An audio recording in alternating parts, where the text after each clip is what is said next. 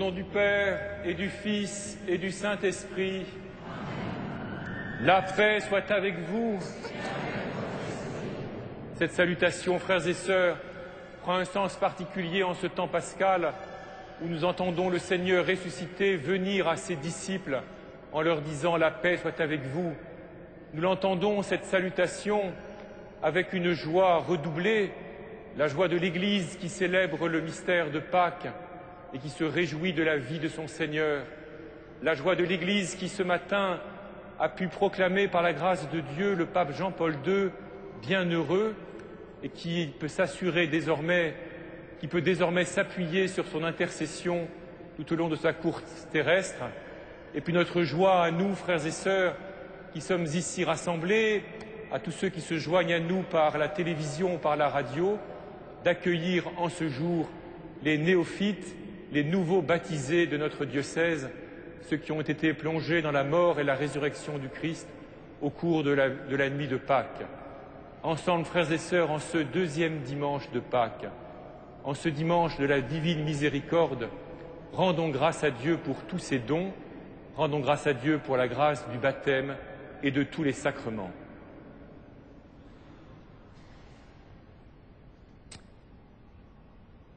Seigneur Dieu Tout-Puissant, écoute les prières de ton peuple, alors que nous venons célébrer la merveille de notre création, et alors que nous venons célébrer la merveille de notre création et la merveille plus grande encore de notre rédemption, daigne bénir cette eau. Tu l'as créée pour féconder la terre et donner à nos corps fraîcheur et pureté. Tu en as fait aussi l'instrument de ta miséricorde, que cette eau maintenant nous rappelle notre baptême et nous fasse participer à la joie de nos frères les baptisés de Pâques par Jésus le Christ notre Seigneur.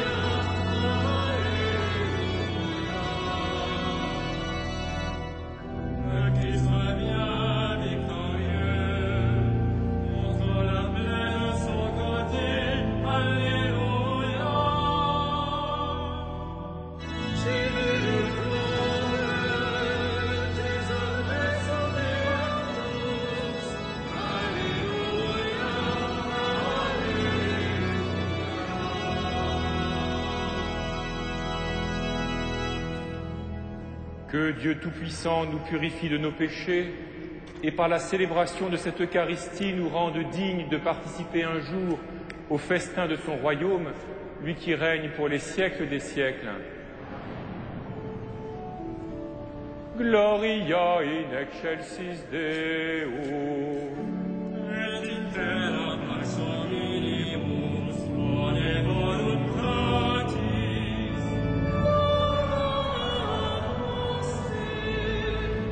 Benedicimus te. Adoramus te. Glorificamus te. Gratias sacemus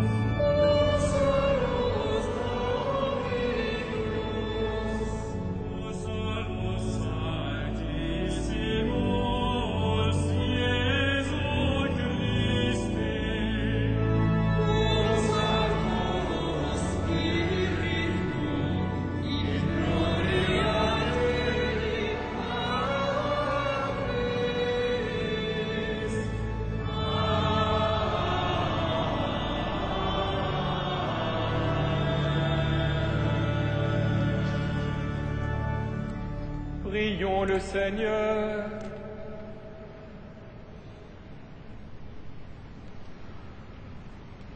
Dieu de miséricorde infinie, tu ranimes la foi de ton peuple par les célébrations pascales. Augmente en nous ta grâce pour que nous comprenions toujours mieux quel baptême nous a purifiés, quel esprit nous a fait renaître et quel sang nous a rachetés. Par Jésus-Christ, ton Fils, notre Seigneur et notre Dieu, qui règne avec toi et le Saint-Esprit, maintenant et pour les siècles des siècles.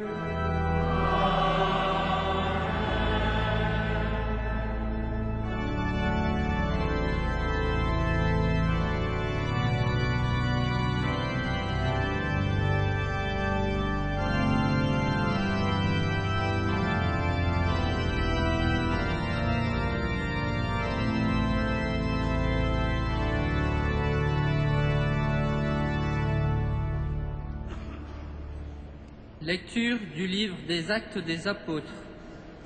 Dans les premiers jours de l'Église, les frères étaient fidèles à écouter l'enseignement des apôtres et à vivre en communion fraternelle, à rompre le pain et à participer aux prières. La crainte de Dieu était dans tous les cœurs. Beaucoup de prodiges et de signes s'accomplissaient par les apôtres. Tous ceux qui étaient devenus croyants vivaient ensemble et ils mettaient tout en commun. Ils vendaient leurs propriétés et leurs biens pour en partager le prix entre tous, selon les besoins de chacun.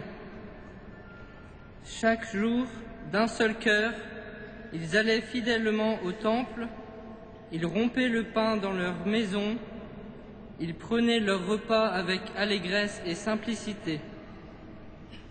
Ils louaient Dieu et trouvaient un bon accueil auprès de tout le peuple. Tous les jours, le Seigneur faisait entrer dans la communauté ceux qui étaient appelés au salut. Parole du Seigneur.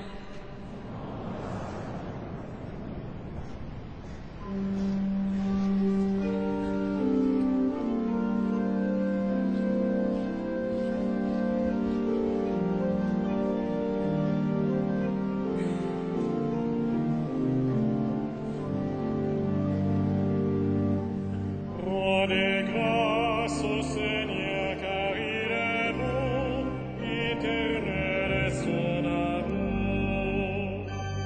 Rendez grâce au Seigneur, car il est bon, éternel est son amour. Rendez grâce au Seigneur, il est bon, éternel est son amour. Qu'ils le disent ceux qui craignent le Seigneur, éternel est son amour. Rendez grâce au Seigneur, car il est bon, éternel est son amour. On m'a poussé, bousculé pour m'abattre, mais le Seigneur m'a défendu. Ma force et mon chant, c'est le Seigneur, il est pour moi le salut. Rendez grâce au Seigneur, car il est bon, éternel est son amour. Ouvrez-moi les portes de justice, j'entrerai, je rendrai grâce au Seigneur. Je te rends grâce car tu m'as exaucé, tu es pour moi le salut. Rendez grâce au Seigneur, car il est bon, éternel est son amour. La pierre qu'ont rejetée les bâtisseurs est devenue la pierre d'angle. C'est là l'œuvre du Seigneur, la merveille devant nos yeux. Rendez grâce au Seigneur, car il est bon, éternel est son amour. Voici le jour que fit le Seigneur, qu'il soit pour nous jour de fête et de joie. Donne, Seigneur, donne le salut, donne, Seigneur, donne la victoire.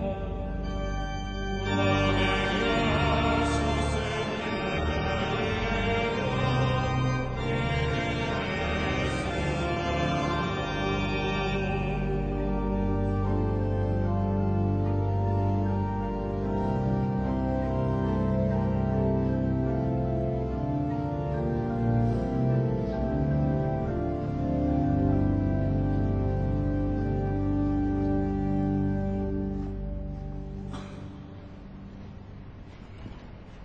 Lecture de la première lettre de Saint Pierre apôtre.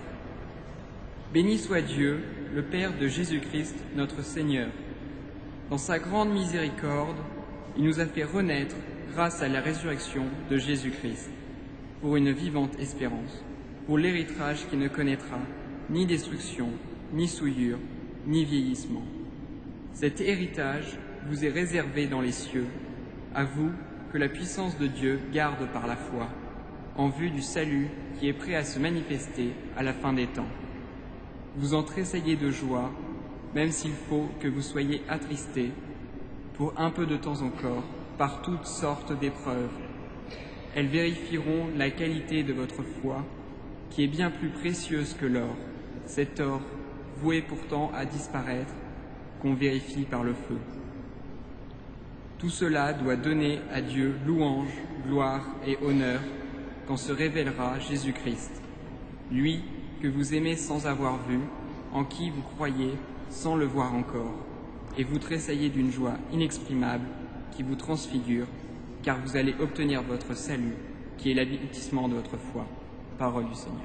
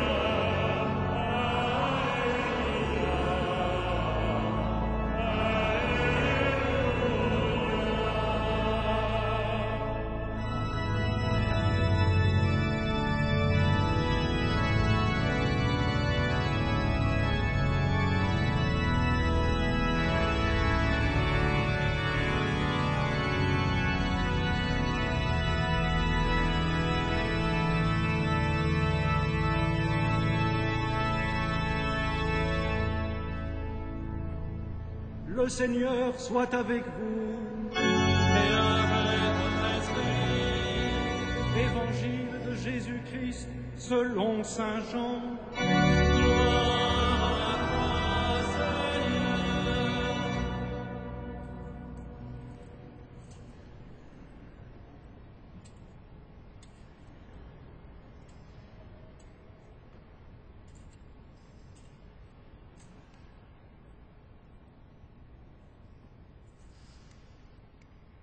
C'était après la mort de Jésus, le soir du premier jour de la semaine.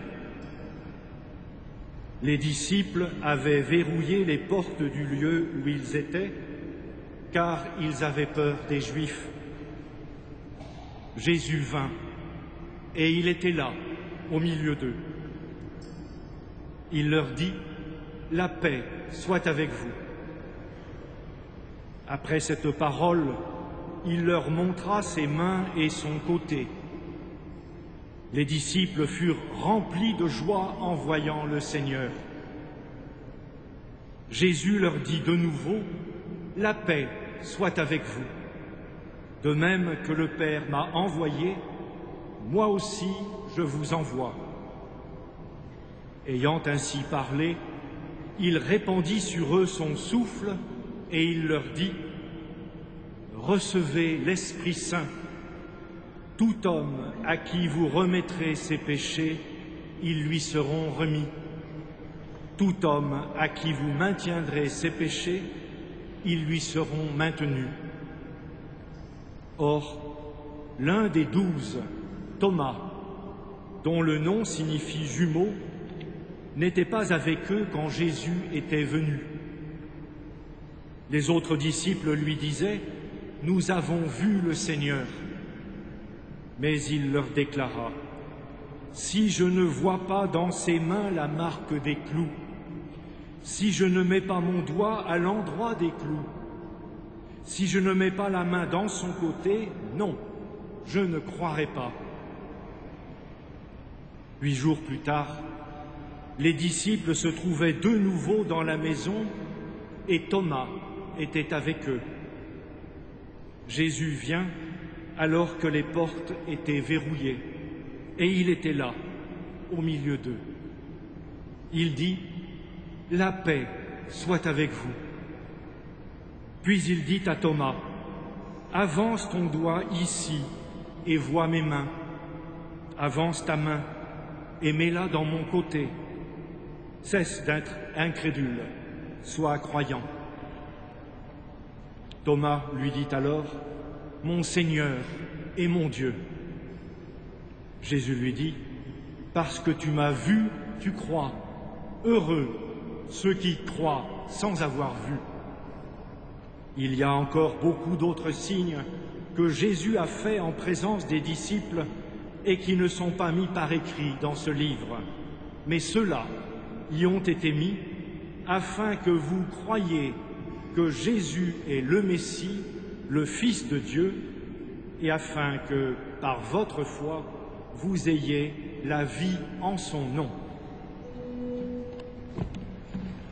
Acclamons la parole de Dieu. Louange à toi, Seigneur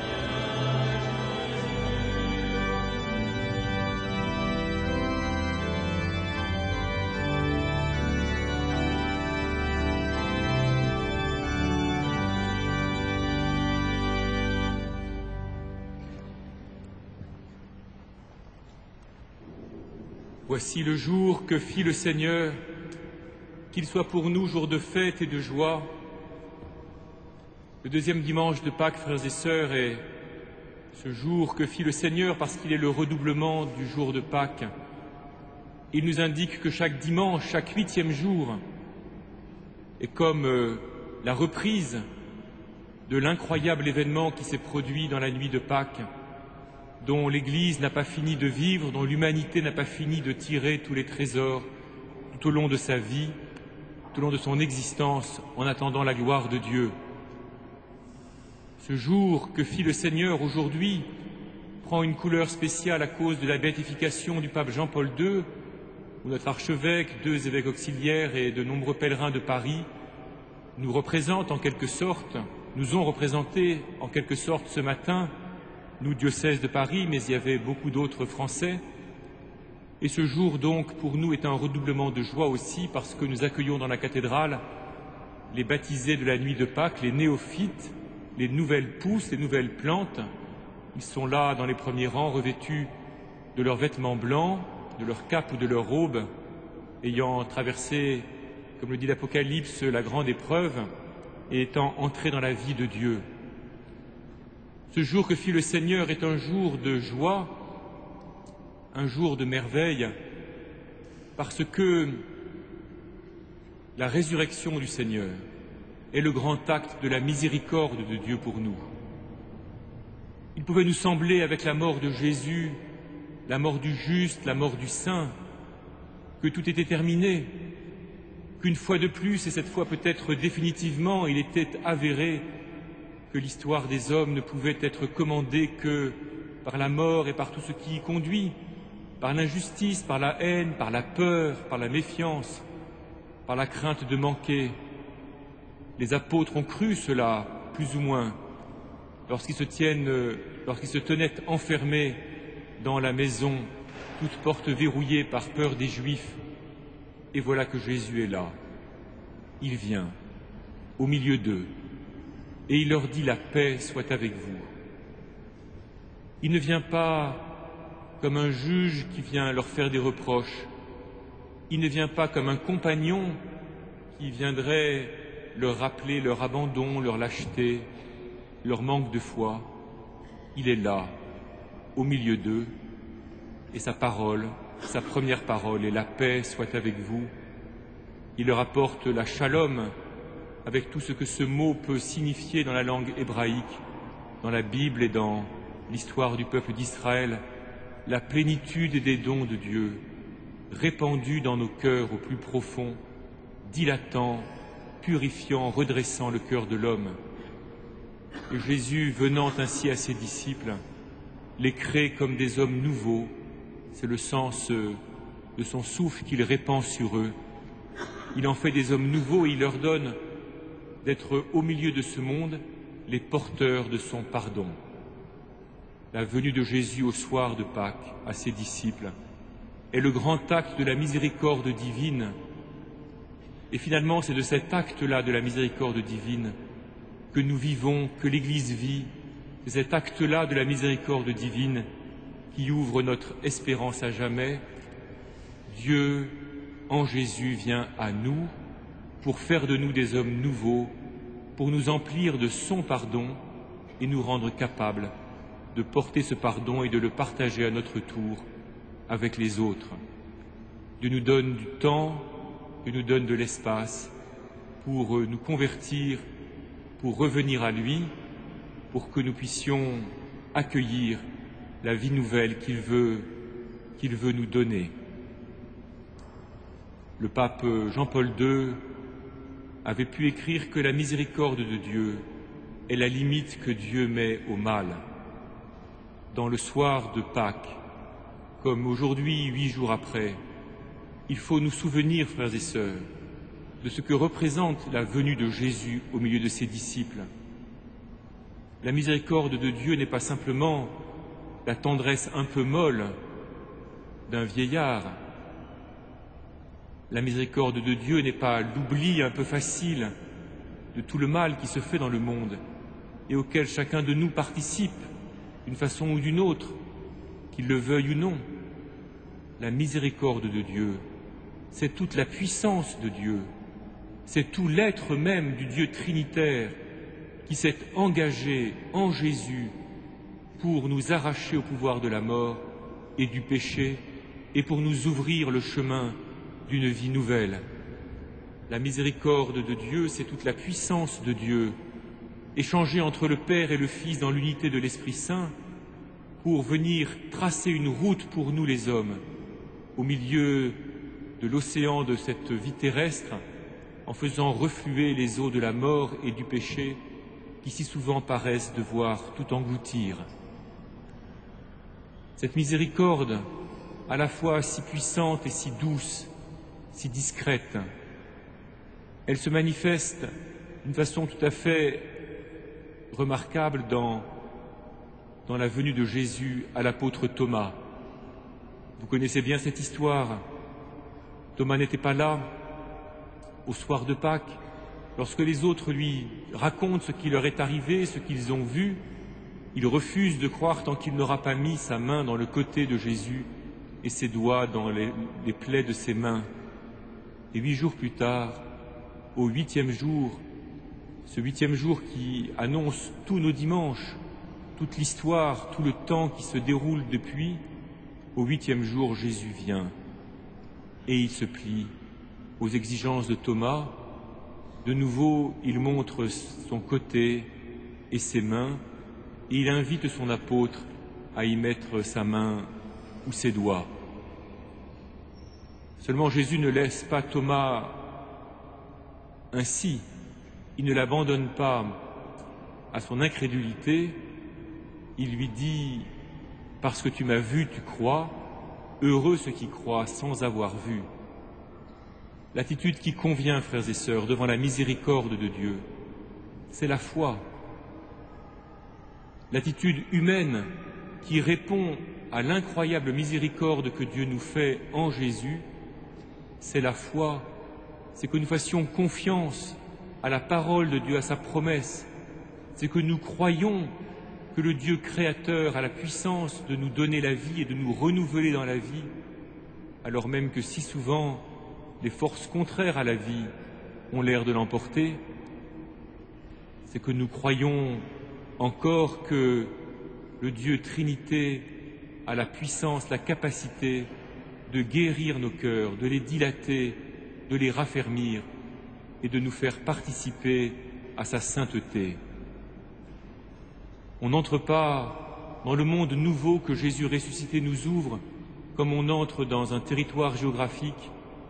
Il faut pour cela accepter de se convertir, il faut accepter que notre cœur, que notre liberté profonde soit transformée, il faut accepter que nos désirs soient portés non pas simplement vers des objets accessibles à nos mains, mais puissent viser encore plus loin, plus haut, vers ce que Dieu veut nous donner et que lui seul peut nous donner.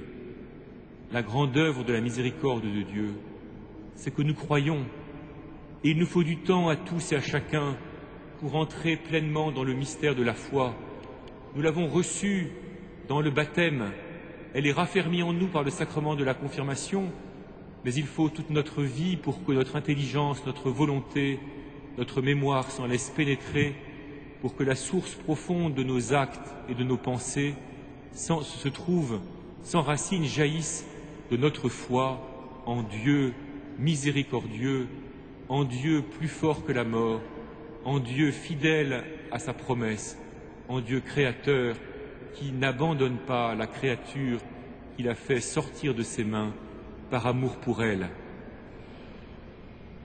Vous avez entendu dans le récit des Actes des Apôtres la description que nous fait saint Luc de la première communauté chrétienne. Elle peut nous sembler bien idéale et nous demandons peut-être comment et où nous pouvons retrouver cette Église des premiers temps. Peut-être vous, nouveaux baptisés, qui depuis quelque temps déjà commencez à connaître l'Église à travers les communautés paroissiales auxquelles vous participez et qui la découvrirez encore davantage à mesure que vous avancerez dans la vie chrétienne. Peut-être êtes-vous ébloui par ce que vous y trouvez, peut-être éprouvez-vous parfois de la déception devant les personnes que vous rencontrez, certaines raideurs, certaines difficultés d'ouverture, certains manques d'accueil dont vous pouvez peut-être souffrir ou dont vous pourrez peut-être souffrir. Je ne le souhaite pas, mais cela peut arriver.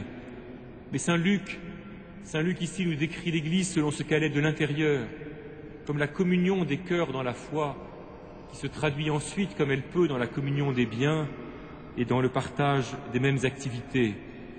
Et peut-être faut-il aller plus profondément encore.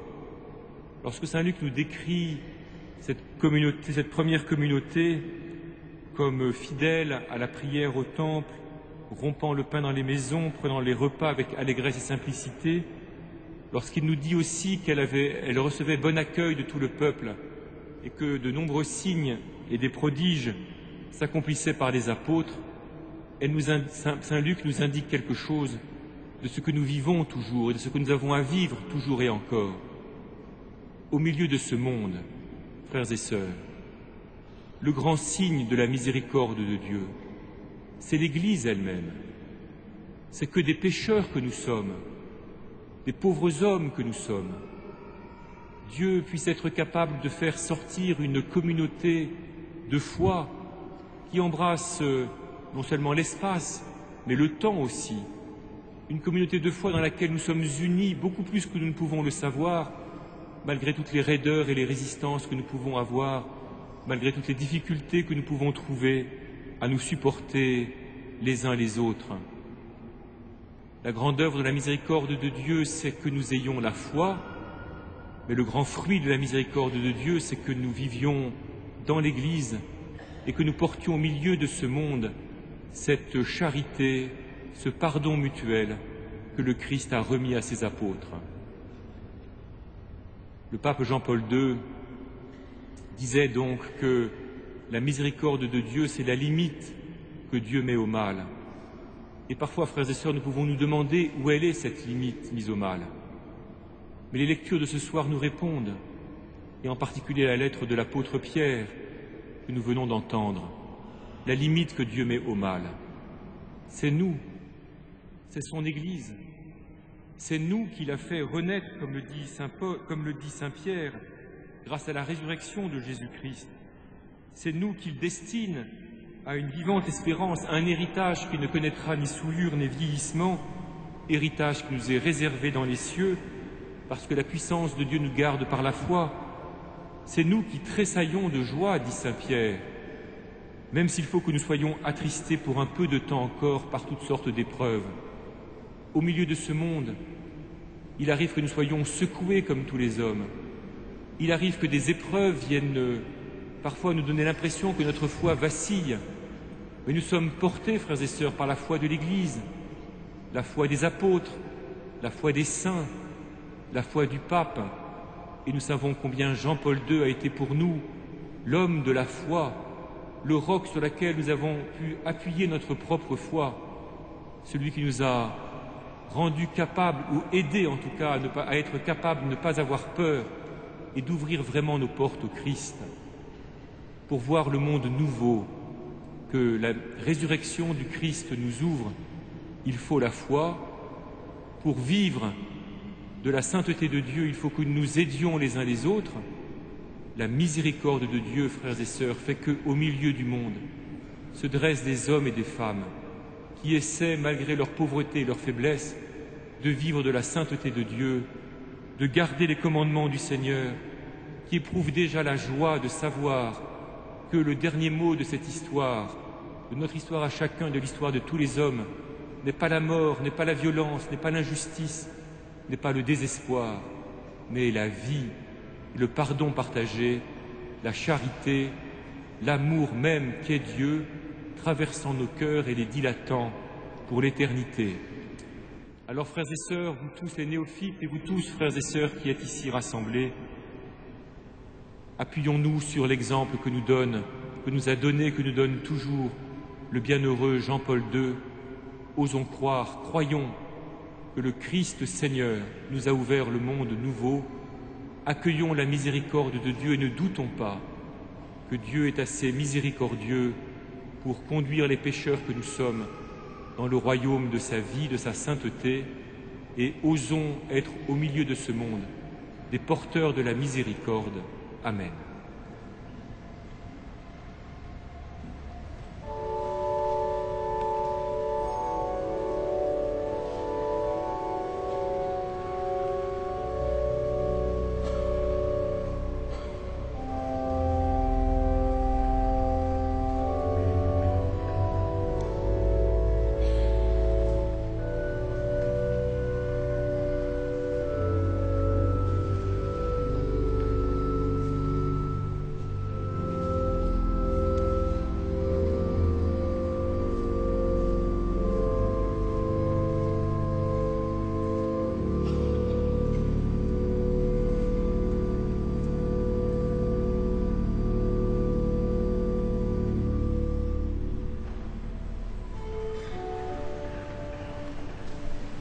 Credo in unum Deum.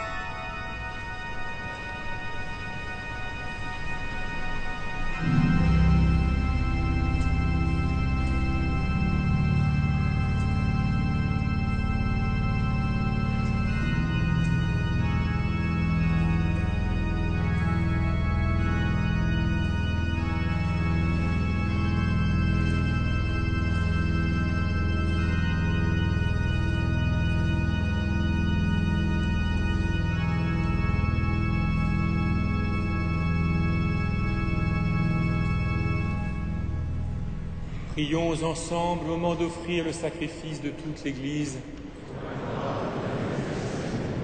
Accueille avec bonté, Seigneur, les offrandes de tes fidèles et de tous ceux qui viennent de renaître dans le Christ, renouvelés par la foi et le baptême, qu'ils parviennent au bonheur sans fin par Jésus le Christ, notre Seigneur.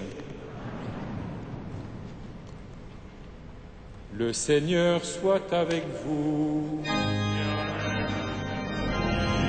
Levons notre cœur. Rendons grâce au Seigneur notre Dieu. Vraiment, il est juste et il est bon de te rendre gloire, de te glorifier, Seigneur, en tout temps, mais plus encore aujourd'hui où le Christ, notre Pâque, a été immolé, car il est l'agneau véritable qui a enlevé le péché du monde. En mourant, il a détruit notre mort. En ressuscitant, il a renouvelé la vie.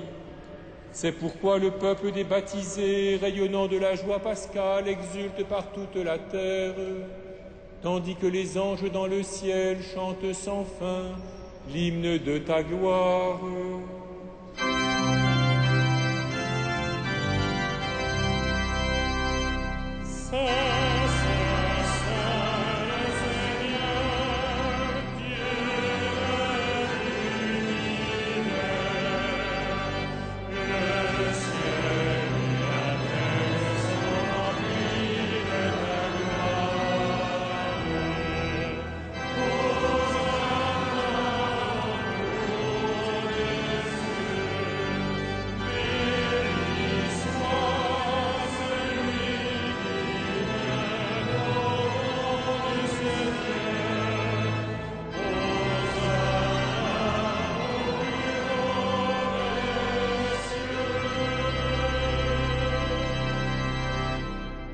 Tu es vraiment saint, Dieu de l'univers, et toute la création proclame ta louange, car c'est toi qui donnes la vie, c'est toi qui sanctifies toutes choses par ton Fils Jésus-Christ notre Seigneur, avec la puissance de l'Esprit Saint, et tu ne cesses de rassembler ton peuple, afin qu'il te présente partout dans le monde une offrande pure.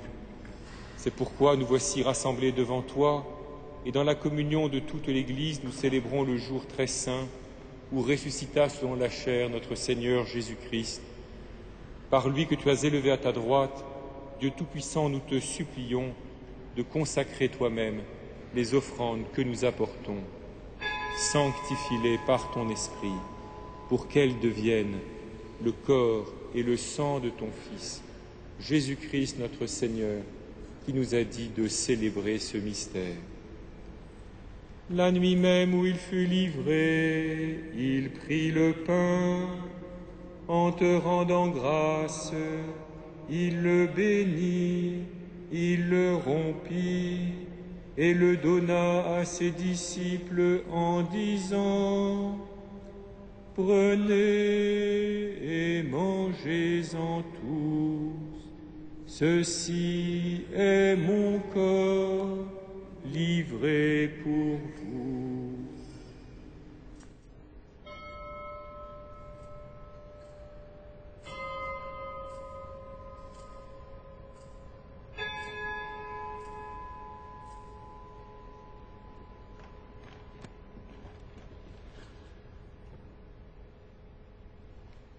De même, à la fin du repas, il prit la coupe.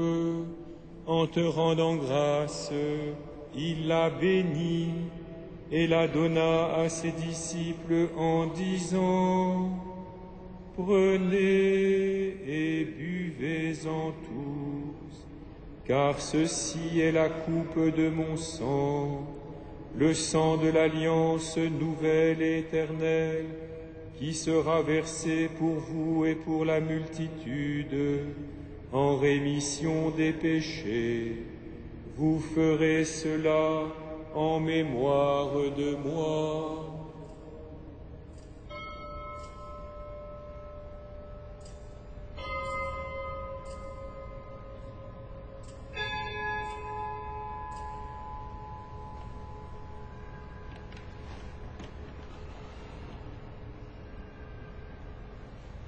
Il est grand le mystère de la foi.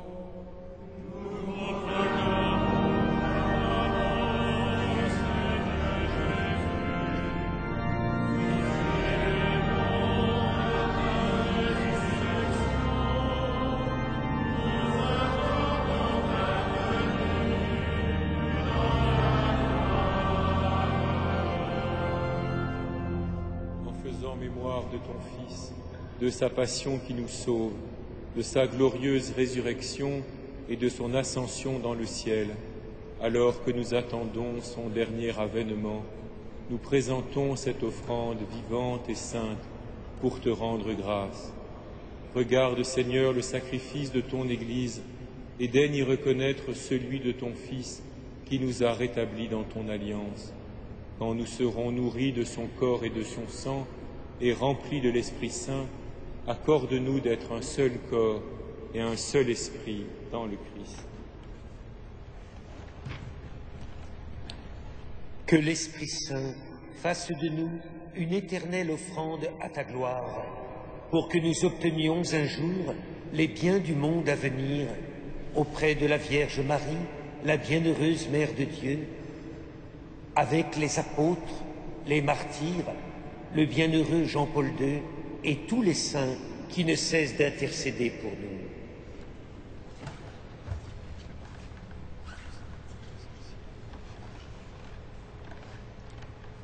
Et maintenant nous te supplions, Seigneur, par le sacrifice qui nous réconcilie avec toi, étends au monde entier le salut et la paix. Affermis la foi et la charité de ton Église au long de son chemin sur la terre. Veille sur ton serviteur, le pape Benoît, notre évêque André, l'ensemble des évêques, les prêtres, les diacres et tout le peuple des rachetés. Souviens-toi de tous ceux que tu as fait renaître en cette fête de Pâques de l'eau et de l'Esprit Saint pour une vie nouvelle dans le Christ. Écoute les prières de ta famille assemblée devant toi et ramène à toi, Père très aimant, tous tes enfants dispersés.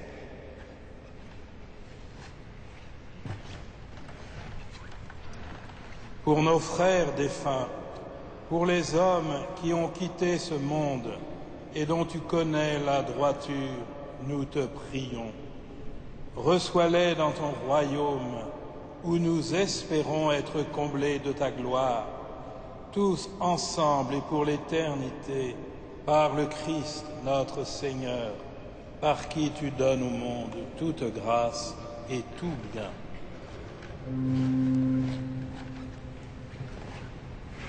Par lui, avec lui et en lui. À toi, Dieu le Père Tout-Puissant, dans l'unité du Saint-Esprit. Tout honneur et toute gloire pour les siècles des siècles.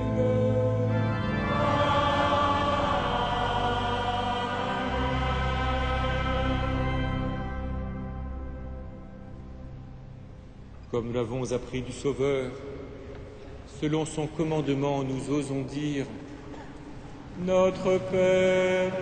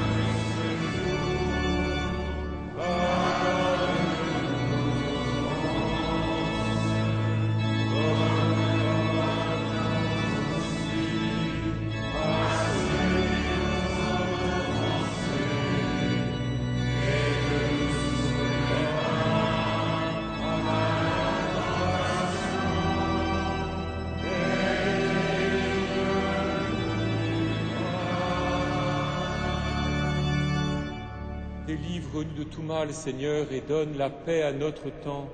Par ta miséricorde, libère-nous du péché, rassure-nous devant les épreuves, en cette vie où nous espérons le bonheur que tu promets, et l'avènement de Jésus-Christ, notre Sauveur.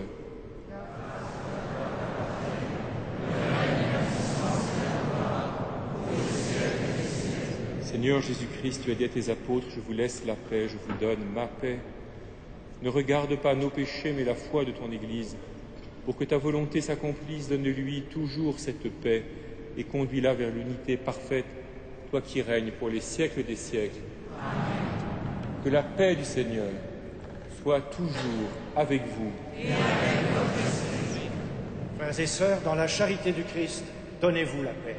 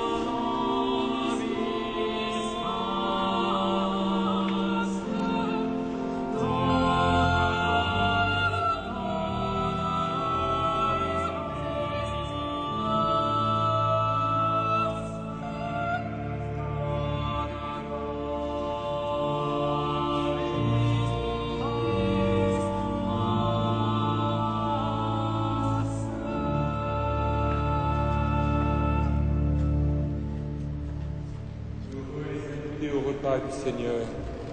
Voici l'agneau de Dieu qui enlève le péché du monde.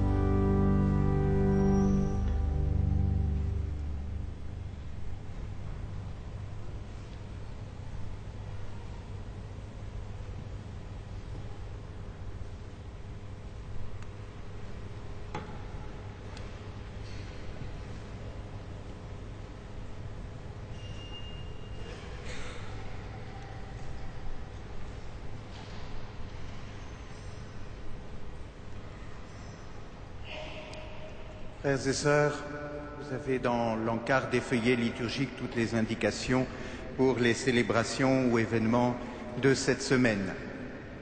Au terme de cette journée où nous avons rendu grâce à Dieu pour le bien-aimé et bienheureux pape Jean-Paul II, je me plais d'abord à vous indiquer la célébration qui sera présidée ici même par le cardinal André XXIII. Samedi à 18h30, une messe sera célébrée en action de grâce pour la béatification de Jean-Paul II. Je vous y invite. Vendredi, ce sera la vénération de la couronne d'épines ici à Notre-Dame, comme tous les premiers vendredis du mois. Un concert, bienvenue au début du mois de mai, qui est consacré plus spécialement à la prière à la Vierge Marie, un concert ici à Notre-Dame donné par la maîtrise de Notre-Dame, intitulée Ave Maria, avec donc la maîtrise de Notre-Dame et la participation de l'ensemble de cuivre de Toulouse. J'attire aussi votre attention sur l'importante célébration qui aura lieu ici même, mercredi 4 mai, à 18h30, une messe présidée par le cardinal XXIII, qui sera entourée de l'archevêque de Mossoul en Irak, du président de la conférence épiscopale du Pakistan et de l'évêque auxiliaire copte catholique d'Alexandrie.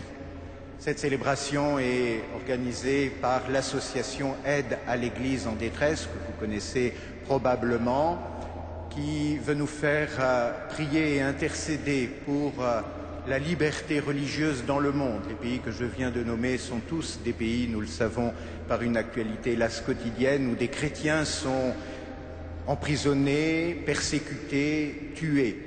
Et l'aide à l'Église en détresse attire notre attention pour que nous soyons fidèles à l'intercession pour ces chrétiens persécutés.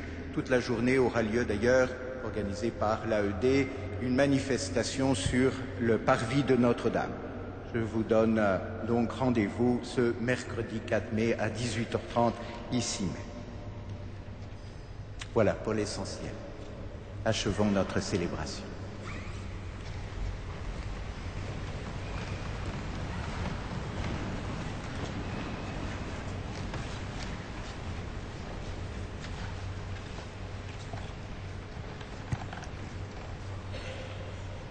Prions le Seigneur. Nous t'en prions, Dieu Tout-Puissant, que le mystère pascal accueilli dans cette communion ne cesse jamais d'agir en nos cœurs. Par Jésus le Christ, notre Seigneur. Amen.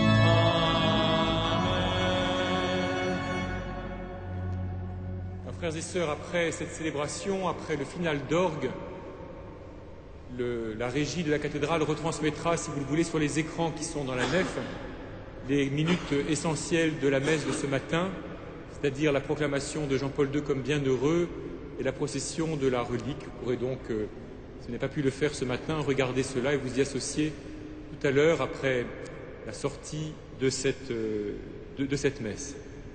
Voilà, chers amis néophytes, je vais maintenant demander à Dieu de vous bénir et je vous demande de vous fortifier vraiment dans votre chemin de foi tout au long de votre vie désormais, en lui rendant grâce pour tout ce que vous pouvez apporter.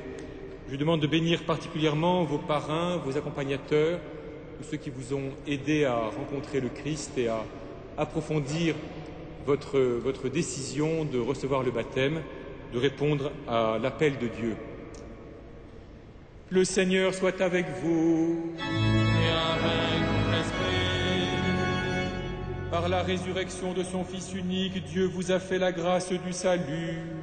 Il a fait de vous ses enfants. Ensemble, bénissez-le pour une telle adoption. Amen. En vous reprenant ainsi dans son Fils, il vous a offert sa propre liberté, qu'il vous donne part à sa vie éternelle. Amen. Dans le baptême, vous êtes déjà ressuscités avec le Christ. Vivez dès maintenant en enfants du royaume. Amen. et que Dieu Tout-Puissant vous bénisse, le Père, le Fils et le Saint-Esprit. Allez dans la paix du Christ, alléluia, alléluia.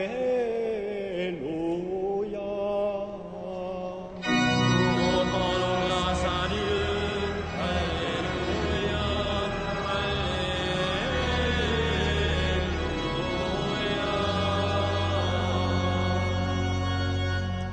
Et confions notre joie à la Vierge Marie. Regina Celi,